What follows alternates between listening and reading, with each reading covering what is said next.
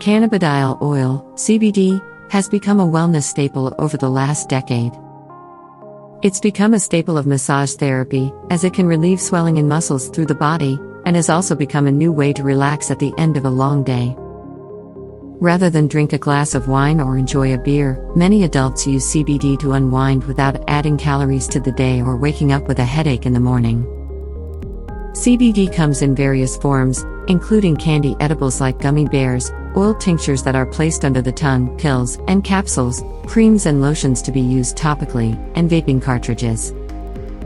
In fact, you can find CBD almost anywhere, including wellness stores and specialized CBD stores that have been popping up throughout the United States in recent years. But can it really help people with autism, and if so, how does it help? When a child or an adult is on the autism spectrum, they are usually told that there are no medications they can take and therapy is the best way to deal with a diagnosis of autism spectrum disorder, ASD. While some doctors prescribe FDA-approved medications to treat some of the symptoms that come with ASD, like antidepressants and anti-anxiety drugs, the National Institute of Health does not endorse them, while specifically stating there is no medical cure for autism. In recent years, some states, with the first being Pennsylvania, have approved the use of medical marijuana to treat ASD symptoms in both children and adults, but the prescription is typically for a strain that contains significantly more CBD than THC.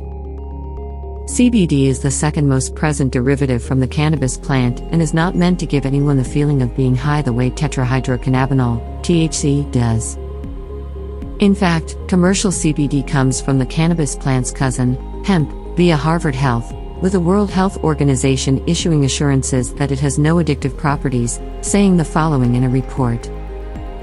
In humans, CBD exhibits no effects indicative of any abuse or dependence potential. To date, there is no evidence of public health-related problems associated with the use of pure CBD. How CBD oil can help people with autism.